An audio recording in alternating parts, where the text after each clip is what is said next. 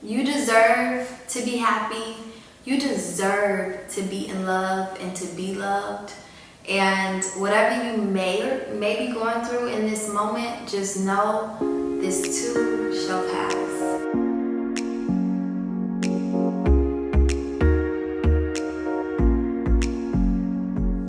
Hey friends, welcome to another episode of Wind Down Wednesday.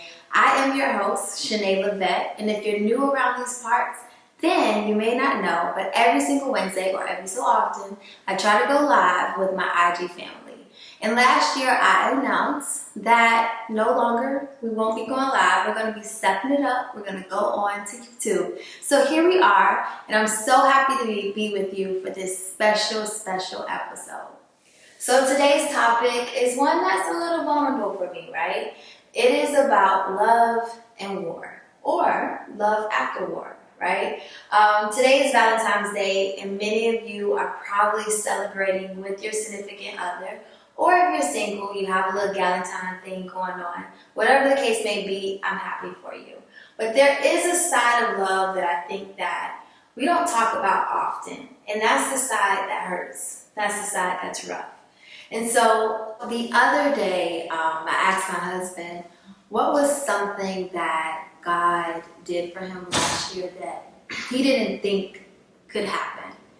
And his response to me was that he kept our marriage, right? And ironically, I got the very same thing. If it's one thing in my life that I could think back on in the last year and say to myself, like, wow, God, you really did it. And I didn't even think that could really happen. It would be the fact that I'm still married today. So, quick story, because it is Valentine's Day, right? Last year on Valentine's Day, I told my husband that I was going to divorce him. And I meant it. I meant it in that moment, at least I thought I did. I was hurt, I was distraught, I was in pain. And he was too, we both were. I think at that time he just was in a very, very dark space. And my husband, being the man that he is, when I said that to him, and I can laugh now because it was not funny at the time, okay? His response was to sing, y'all know NSYNC song, Bye Bye Bye? Well, this man said, bye, bye, bye, bye, bye. Dead serious, right? And I'm in tears, I'm devastated, I'm hurt. He's upset. We're back and forth, this and the third. I leave the house. He leaves the house too. And so I drive away and I go to this little gas station, right? And the first person that I call is my mother. Not knowing at the time that my husband did the same exact thing. And he rushes off to wherever he rushes off to. And he calls my father. So the two of us at the same time have the same thought, because maybe truly, although we were going through what we were going through, neither one of us really wanted to be without one another. So we called the two people in the world that we knew that we could trust with what we were going through and to be able to bring us back. And time and time again, I feel like often, like growing up, I've always heard, don't tell people your business or keep people out of your marriage. And to a certain extent, I do agree with that. But not all the time. Because if we had not included my parents in our marriage in that moment, I don't know what we would have done. I don't know what the alternative would have been. But I do know that they gave us sound advice and enough that could push us to go and make it to the next day. After that point, though, it was rough, and it took a lot of preparation, a lot of work to repair the areas in our marriage that needed to be repaired. And so we did a lot of work to get to where we are today. And so it'll be a really hard episode to sit here and talk about all the things that we did. But the one thing, the most important thing that we did throughout this year is that we included God back into our marriage. My husband and I have been, or Michael, right? Because a lot of y'all know him as such. So Michael and I have been married for 8 years. In total, we've been together for about 13 years or so. It's been a long time, okay? And so I wouldn't necessarily say we were college sweethearts, right? It wasn't love at first sight.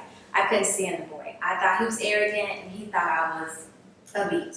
But anyways, the truth is he was arrogant and maybe I was a little attitudey back then. But nonetheless, somehow, some way, we both saw past those exteriors and we fell in love. We did. And it's kind of ironic when I think about our love story because we grew up in the same city, same area, but never knew one another. He's, 5 years older than me, and he took a break in between college from going from I guess not in between college. He took a break from high school to college, right? And so he took like 2 years off. Had he not taken those 2 years off, we would have never met one another because I was a freshman when he started and he was a senior. So I say all that just to say, like, I know our love is divine. I know that it was intentional, that we were meant for one another. I really do believe that. But I do believe also that as much as that holds truth, I also know that it only works when God is in the midst. When He's not, the two of us, baby, when God's not in the midst, it's not a pretty sight.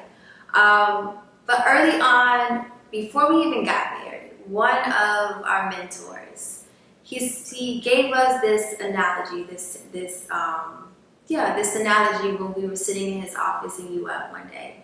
And he was really, really just encouraging us in our walk and in our relationship. And he told us that in order for our marriage to work, and in order for our relationship to thrive, that we needed to know that it was like a triangle, right? And in order for this triangle to stay in place, to stay solid, then we had to make God the apex of that triangle. And so it's something that we took on very seriously when we first got married. And by all means, we did just that until we didn't. And so last year on Valentine's Day, when we were where we were, a lot of the reasons when I look back as to why is because we weren't consulting God about how to operate and how to move and how to just love one another. And I can't really tell you step by step how we got where we are today and where I am today in terms of my thoughts and my feelings towards my husband. But I can tell you that it was only by the grace of God. It was only through prayer and really, really just giving it to God. Like not trying to change him, not trying to make him into this man that I want him to be, and vice versa, him not trying to change me. But ultimately recognizing and accepting one another for who they are and what they contribute in this relationship, in this marriage. And the rest of it, God just took care of it. But I really just wanted to talk to the individuals who aren't really having a good Valentine's Day, right? Like, you may be going through it in your marriage, you may be going through it in your relationship. I don't know what your situation may be, but I know that we all aren't lovely on this love day. We all aren't happy. We all aren't, glad to be where we are. But I hope that you see this and that you can get some type of inspiration and encouragement that it doesn't always have to be dark. It doesn't always have to be this phase. And you don't have to sign those divorce papers. You don't have to go through with whatever you're thinking about going through, right? There is still hope. There is still a way out of that darkness. There is still a way out of that pain. But the way out of it is truly through God. And that's what I found to be the source and the way for us to be where we are today. Because otherwise, I'm telling you, we was out. We were really about to be done with this thing. But having people around us who also were spirit-led and believed in marriage, because I think it's so easy for people to just be like, girl, leave him by, or bruh, we got this, it's plenty other girls. But the reality is, if you believe in your heart of heart, and I'm not saying to stay in a situation where God don't want you at either, right? But I do believe in the sanctity of marriage. I do believe that there's an attack on marriages and that it's still hope to keep those marriages together. And by all means, right? Like, statistically, if my husband and I were divorced, sure, my son probably would be fine, right? But maybe he wouldn't. Maybe that would now have such an impact on his life. And I'm not saying that's the reason why we're choosing to actively work every single day towards bettering ourselves. But I am saying that it's a reason for us to want to fight and to work this out, because I want to be an example for my child as to what it means to work things out, to fight through it, and not just give up at just the quickness of something being hard. And look, don't get me wrong. Again, I'm not saying to stay stuck into something that God don't want you to be in. But I am saying that what I've noticed in younger marriages like mine, that people just give up too quickly, right? Like, I don't think there's much difference between us and older generations in the sense of how are their marriages able to last 40, 60 years? And a lot of folks, at least that I see around me, don't last or make it out more than 2 sometimes. And I think that in itself just kind of shows that there has to be something going on in that area. And again, people stay in marriages for various different reasons. But I just know mine is something very divine about it. I believe God orchestrated it, right? I told you earlier, we would have never met one another. Our paths just would never have crossed, but it did. And I know that as hard as the enemy has fought against us, is as hard as I now go against him in terms of making sure that, no, this thing is not going to be uprooted. It's not going to fall down so easily. And it's hard, right? Marriage is probably the hardest thing I ever did in life, sis. But I thug it out and I tough it out because I know that at the end of the day, the love that I have for my husband, the love that he has for me, is not something that comes by every so often. And so if you have somebody in your life that you know is worth fighting for, then fight. And sometimes it's like, what does fighting look like? Fighting simply can just be holding your peace, holding your tongue, not saying a word when it's not really worth it. Or fighting can look like working on yourself, because that's truly what we both have done within this last year. I'm in therapy, he's in therapy, right? And so individually, we work on ourselves, we better ourselves, so that way we can be better partners to one another. Because the reality is, hurt people hurt people. And so if I'm not completely healed and he's not healed, how are we ever gonna really love each other? And so sometimes when you see love and war, it's because you're at war with yourself. You're at war with your inner person. You're at war with your spirit man. You're at war with your soul. And if you're constantly in that space, like, how could you expect to be in a loving household, to be able to come home and love on your partner the way that you want to be loved? And so what I've learned in this last year, probably top of the list, right, is that I had to work on me. I was too busy looking over and pointing out all the things about my husband and not recognize the areas of my life where I could grow.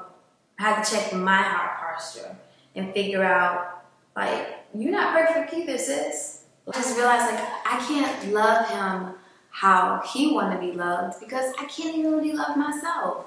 So I just did a lot of soul searching, a lot of just really figuring out some of the areas that I can improve in. And then I redirected my energy towards preparing my relationship with God. Because the more and more I started to focus on God and focus on me and him and what we had going on, the less and less I was, I guess, tempted to turn around and point out all the negativity in regards to my husband. And so I think that is a crucial piece and component of some of the progress that we've made throughout this last year, is that one, it was just a place of coming to humility, right? Realizing like, I don't want to be like this with you. This is actually my best friend in the whole world. I want to get along with you. And then also kind of just putting things to the side. Like sometimes it's not worth it. It's not, I don't want to stay in love and war. I want to be to the place of like love after war. Because at the end of the day, like I said, it's never going to be these rosy, Cupid shuffle, oh my gosh, I'm in love thing all the time. Marriage is hard. But the truth is, it doesn't have to be. It doesn't have to be something that's rocket science. I think that we have the blueprint as to how to make a successful marriage. And then it's up to us choosing whether or not we want to use that. And for me, that's the word. I think the Bible has taught me so much about love and how to love my husband and vice versa, how he should love me. And so we went through a whole process in terms of preparing our marriage that I'll share with you later, about the fruits of the Spirit and what we did throughout, I would say, a good 5 weeks of just really like, I guess I could call it marriage boot camp, but it really, really changed the game for us. But ultimately, again, what I wanted to come on here and share is that don't give up. Don't throw in the towel. Keep going. If you know this person is meant for you and you believe that in your hearts of heart, then stay the course. Do the work. Do the hard work. It's not easy at all. And it won't be an overnight thing. And I don't want anyone to take that away from this story as if some miracle happened and me and Michael just fell back in love. No.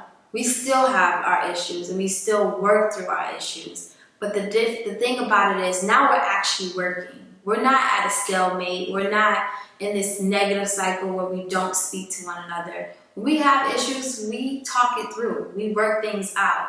And so that's what I really want to encourage you to do, is to work out your issues, seek the therapy, seek the advice, go to a mentor, a pastor, or whomever that you can confide in that will help you to navigate this thing. Because ultimately, it's where a lot of your blessings will lie. It is really helpful to have a partner and a person that you can call on to be that, your rock, like that person that you can really rely on. And a lot of times you just kind of got to ask yourself, like, is it worth it?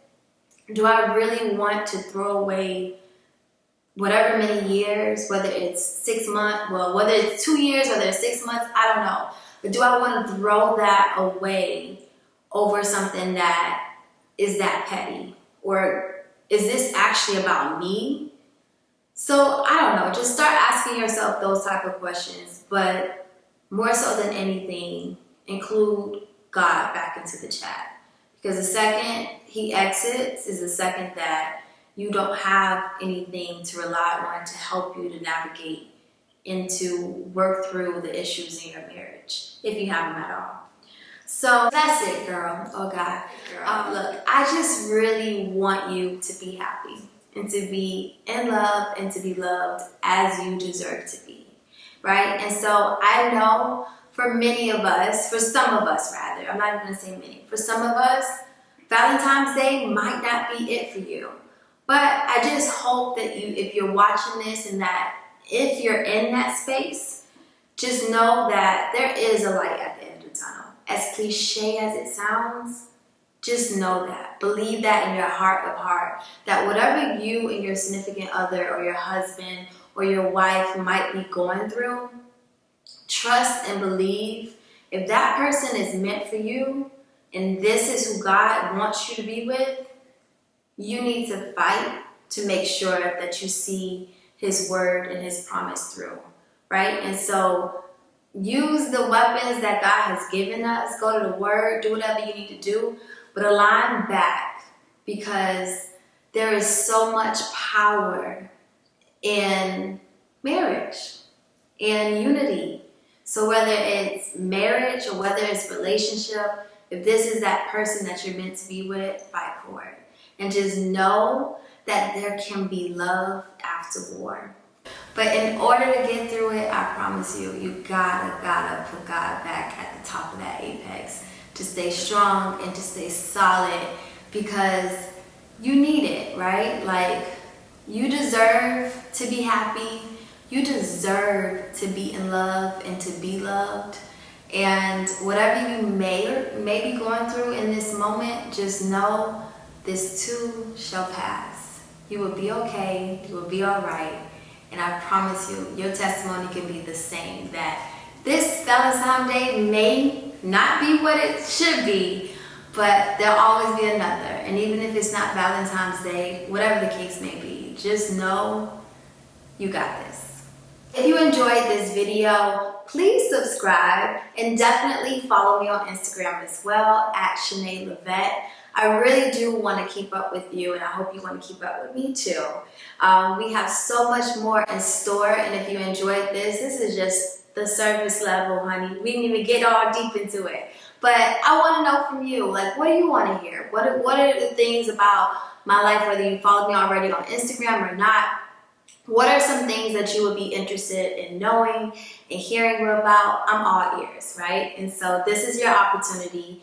Drop some comments below and let me know what you all want to talk about next. But until then, be safe, be loved, and talk to you soon.